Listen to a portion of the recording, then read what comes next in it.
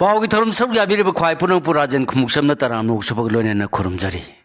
हौजेक इरमदम ममदी मपालंगी ओइबा मरुई पाउसिंग मियामदा पिजरी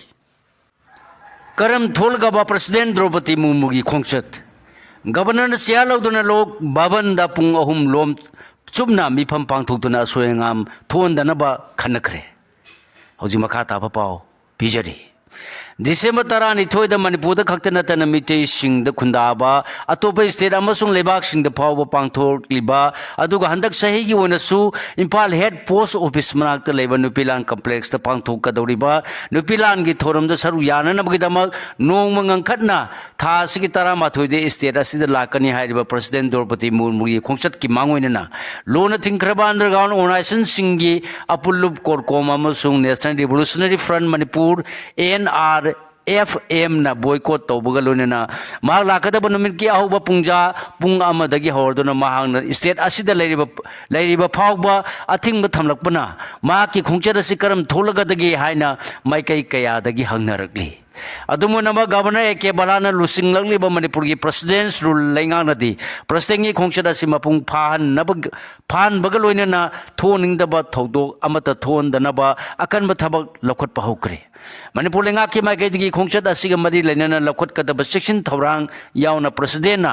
सरु यागदबा थौरम अमसुंग चटकदबा मफम सिंगदा पाखटकदबा थौरांग सिंगी मतांगदा पुंग अहुम लोम चुबना मिफम पांगथोक्तुना कुमना खनखरे ngasi numiyung mamatung pungkhai chalakpa adwaidagi horduna hana raj bhavan hairamdagi houjingna lok bhavan hairaba mafam asigi conference hall da governor ek balana share loduna awang mathaki mifam ma pangthokre hairi mifam asida chief secretary Dr. Puni Kumar Goyal security advisor Kuldev Singha amasung IDP Rajiv Singha amasung yauna civil department singi makok thongba official singna saruya ki hairi ngasigi mifam asigi matangda lok bhavan dagi official oiba sirol thoroktrabasu pung ahum lom chumna pangthokiba mifam asida president ge khongchat ka mari lainaba thabak thoram punama puthoktuna soyangam yaudana pangthona ba amamta oina kumna khana nei na ki hari khana ba sigi manung sanna security ki maike dagi lokhot kadaba ngaksin thorangi matangda sukumna khana ki aduga president imphal da thunglaba numite mapal kangjei bungda yengadaba polo gi match ama yauna nupilan gi thoram da saruk yaram matung da Senapati district headquarter da chatuna district adugi yelomui singa unaba amasung Kapupi district ta hangba relief camp singda sangjafam lawragliba IDP singa su unarangmani haibana president na saru yagadaba amadi sakadaba mafam singda paikatkadaba section tharang singi matang da su kumna khanaki masigi mathakta Manipur maikaigi लेंगा की मरी लेनबा लोइसंग सिंगना पाइखटकदबा थबक सिंगी मतंगदसु याथोकनदुना अहोबा लेहंदनबा खनखरे हारि पनबे याबदि था सिगी अमदगी नागालैंड की कोहिमादा हौदोखिबा नुमितरानी चथगदबा hornbill festival हौदोपगी थरमदा सरु याउरबा मतुंगदा अनिरक सुबा ओइना governor कोहिमादा चलुरबा मतुंग हलपगी लंबिदा सेनापतिदा कुमदुना मफम मादुदा president लाक्तुना indigenous फुरुप सिंगा उनगदबा मसुंग IDP सिंगसु हथेंगना वारी tai sanan bagi damak paikar pathabak singsu review tawduna yengsilam khrabani hari nakalamorom da lenga ki Directorate of Information and Public Relations DIPR gi maike dagi supersting gi khongchat manung da pangthokadaba thoram singi e paw logodaba print amasung electronic media housing gi mode sinba pawmi singi maming mata apopagi ming lepham photo amasung Aadhaar card phawa yauna khungut khrabani IDP ngapigani DIPR na thabak paikhalakpagi seronda President Draupadi Murmu lakani haiba wafam phongdorok khidrabasu likely visit of BVIP haiba wahai sing sinarkhibani marama sinangasi su governor na preside tawduna awang mathaki state official sing na saruk yaba mi phamama pangthokhiba sinama ki khongchad asi hana lepkhibagi matungina soidana pangthorkani thajanari adubu lona tingkraba underground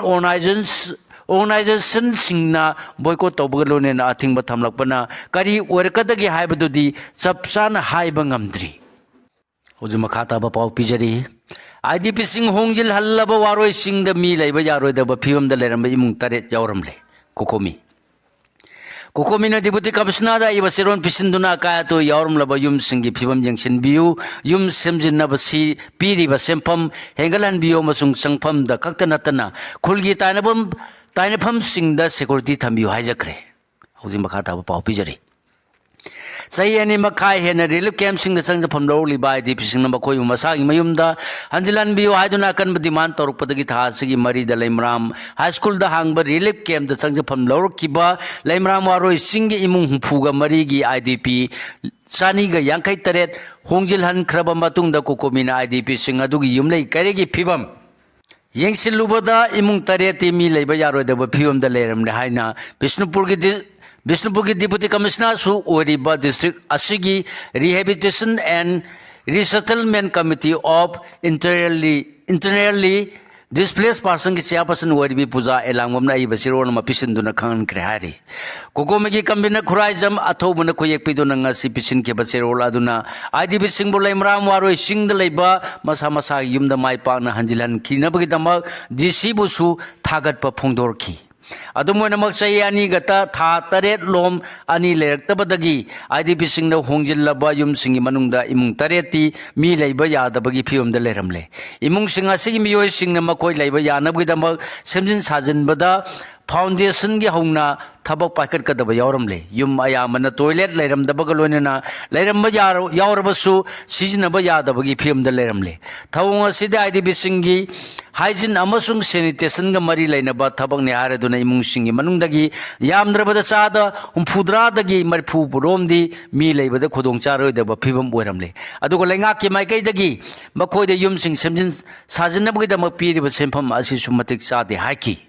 मरम असिना IDPसिंगना होंजिनदुना लेरबा युमथोंग खुदिमक्ता लेंगाकि माइकैदगी सर्वे तौदुना मखोयदा फिबम थोकपा सेंफमसिंग पीद्रिंगगी मांगोयना युमसिंग असिबु सेमजिन साजिनबदा हौजिक इम्फालगी market पीरिबा पोटसगी ममलसिंगसु येंबियु हाइकी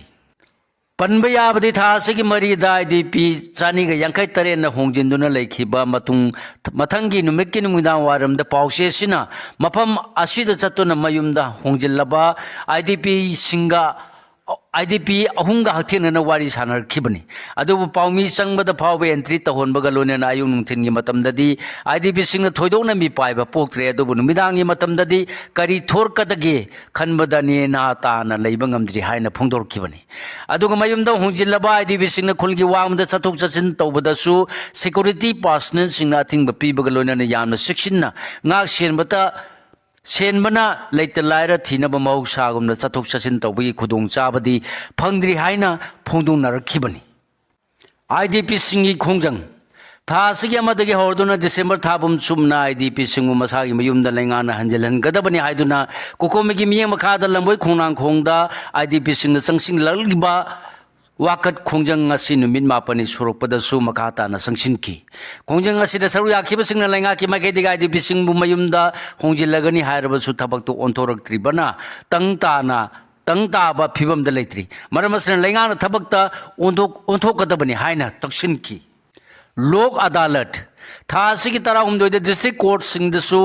पांगथोकपगा लोइनना लंफेमपाट court complex ता युपुंग तरादगी हौरदुना चथगदब national लोक अदालत ता campus असिगी मनुंगदा तोंगान तोंगानबा bench अहुम लेगनी हारी bench number 1 ना Imphal waste की district and social जज वाई रोथरना चेयरमैन ओरगा बेंच नंबर 2 दना इम्फाल ईस्ट की डिस्ट्रिक्ट एंड सोशल जज एंड लनमैमना चेयरमैन ओइबगा लोइनना बेंच नंबर 3 दना स्पेशल जज NDNPS Manipur A Shantana chairman ओइगनी हाइरी सरुंग my चालकपदा पाखनखरे ngasi nungthin pung marirom tarakpada khongampat khunungda leiba irom somendrao nifuga mathoi apokpa ai sanogi inkolda paiba charu ikum khangudan mai chalakpada pakhanakre adungona maloi tang khuno amasu imphal dagi fire service ki miosing laktona muthana bohanakre hari dengue ki case lising manga ga samanga sumna manga ngasi numidang waram lenga ki health services luseng digi pangba report ki matungina hauki bapung kumari ki manungda Imphal East district ta dengue ki anoba positive case ahum thengnare hari December 10 miyoibagi puwari da munai raroi da ba numini korkom December 10 da malam gi mafam punamakte International Human Rights Day pangthongnabagum hayeng su tongan be agency lupsing na Manipur da su numida sigi thorum pangthongnaba sem sarpaga loinana lalolup singi apulup coordination committee korkom gi media coordinator M Sahen thorukpa 10 September मियोबगी पुवारी द मुनाइरोइदबा नुमित हाइबा चेरोल अमद December 10 नुमित असि कुमजा लिसिंग मसमापन निफुग निपान द मालेमगी पुवारी द मुनाइदन लहेउरगदबा मालेमगी मियामगी हक कनब नुमित इंटरनेशनल ह्यूमन राइट्स डे हाइना साफोंग खिबा नुमिनी हाइरे चेरोल असिन मखाता नाय खिबद ngasi चाही हुमफुद्राग तरुक मपुंग फारे कुमजा लिसिंग मसमापन निफु निपान December 10 the United Nations organization UNO की जनरल असेंबली ने universal declaration of human rights UDHRS सनरे हाने लाउथोक्तुना डिसेंबर 10 सना की मयक ने इदुना थमलंबगी पुवारी मसेम की साथीरब मालेमगी अनिसुब लंजा वर्ल्ड वार 2 की मतुंग दका असिगुम्बा मियोइब खुनाइबु नुंगसी हेतन तुमना हाटपा अमदि ओरपी नैबीब कया असि मतुंग द थोक्तनबा कुमजा लिसिंग मसवाप निफु मंगा द यूनाइटेड नेशंस ऑर्गनाइजेशन सेमखरब मतुंग द मियोय फुरुपु मालेमगी थाक्ता सब मानना इकाई खुमनबगी मानब मियेंग द लैनबगी दमक मालेमगी लेबाक सिंगना UDHRS की कया असि सेमिन किबनी कुमजा लिसिंग मसमापन निफु निपान द UDHRS बु पेरिस चनरे हाने लाउथोखिब नुमित असिबु मालेमगी फुरुप मियाम इकोइना इंटरनेशनल ह्यूमन राइट्स डे हाइने निसिंगदुना थानुम पांगथोनरी मियोबगी राइट कनबा फुरुप पुनमक मानब थाक्ता हिमिनब फुरुप पुनमक मनिंग तमना सुपनम लैंगाक यावदना हिमिनब अमसुंग असुम वारोल थौदा पांगथोक मिनब हाइबसिना नुमित असिबु निसिंगदुना थौरम पांगथोकपगी मरम ओइरि हाइरे लियांगमाई कैथेल इम्फाल की तोान तोान मफम फमलपी मखा तारपद था असि तरमाथोद अयुक पुंग मंगादगी हौरदुना खुराई कोसम लेकाई पॉपुलर हाई स्कूल अमसुंग यूथ ऑर्गनाइजेशन स्पोर्टिंग क्लब की ग्राउंड लेंगमाई ऑर्गेनिक कचेल फंगनी हाइरे MU द NE इंडिया इंटरनेशनल कॉन्फ्रेंस हौदोखरे Manipur institute of technology MIT अमदि मणिपुर यूनिवर्सिटी न सिंधुना innovation in science and technology हाइबा पांदम द नुमिनिनी सतगदबा north east India international conference अमा ngasi MU की कोर्ट हॉल द हौदोखरे हौदोपगी थरम द माही कॉलेज की BC professor N Lokendra school of engineering के dean professor N Basanta ISSNSC Bangalore की retired professor NC Shiv Prakash MU की स्कूल ऑफ इंजीनियरिंग की हाने के dean RK Hema Kumar MIT की principal professor TS Suresh Singh संगनायब सिंह सरू याखी कॉन्फ्रेंस असिग मरी लैनना BC प्रोफेसर एन लोकेंद्र फोंदोखिबदा लैबासिगे वांगनुपो की स्टेट सिंह असि टेक्नोलॉजिकल हब अम ओइरगली अमदि academic exchange inter disciplinary research यामना मरु ओइरी एकेडमिया अमदी इंडस्ट्री अनिमक पुन चटमिनबगी मरी सागनबा MU की माइकैदगी honorary हाइकी north eastern council Shillong ने स्पॉन्सर तौबा कॉन्फ्रेंस असिगे नुंगी ओइबा वारोल पीरदुना प्रोफेसर NC शिव प्रकाश ना हाई इंस्टीट्यूशन सिंगी मरक्ता कोलाबोरेशन तौबा मदी थबक तौमिनबना अनोबो वाखलोल अमदी थबक सिंग थोरकनबगी मसाक उहेली हाइकी बिते नंगायोक सफु मनुंग लेबगुम हिंगबसि लाल असिगे वारोसिन ओइगदौरिब्रा हाउमी यूथ फ्रंट हौज मखा ताब पाव पिजरी खुलाई पाइरिंगै मतमदा फजब photo video सेमदुना social media थागतपगी ममीसिंग मियामना पाक्सन उखी मसि Lebang निंगबगी मसकला कुकीन नोंगमै कापदि लेपखरे लांदी लोइरब्रा मिते नंगायोक सफु मनुंग लेबगुम हिंगबसि लांसिगी वारोसिन ओइगदौरिब्रा थवाई कट खरबर सिंह अदुना पिरमलिबा पाउजेन करिनो लाल असिगी पोलोय करिनो ओइगदौरिबनो हाइना हाउमी यूथ फ्रंट की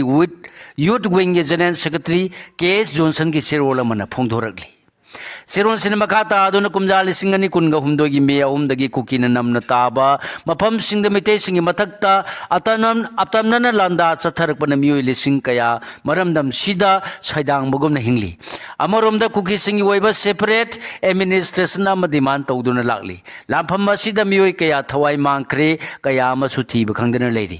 चही अहुम फारकदोरबा फावबदा हाना लेरम लेंगा अमदी हौजिकी PR लेंगाक सिन वारोसिन लाकनबा अखनबा थबक अमता पाइखटपगी ममी उदे PR लाकलब फावबदा मितै सिंगना तपाक्तगी हेंदोकपा ngamdaba IDB सिंग मयुमदा हंजिनबा ngamdriba sida अखनबा मियेंग चंगबगी मौता हराव कुमैदना हेना मियेंग चंगबगी ममी चावना तारे मसि लमदम सिगी मियाम या अपामबगी मायोक्तनी लेंगाक पाइबदा यावरंबा मन मणिपुरदा चाखलकनबगी दमक मितै अमदि कुकी मरक्ता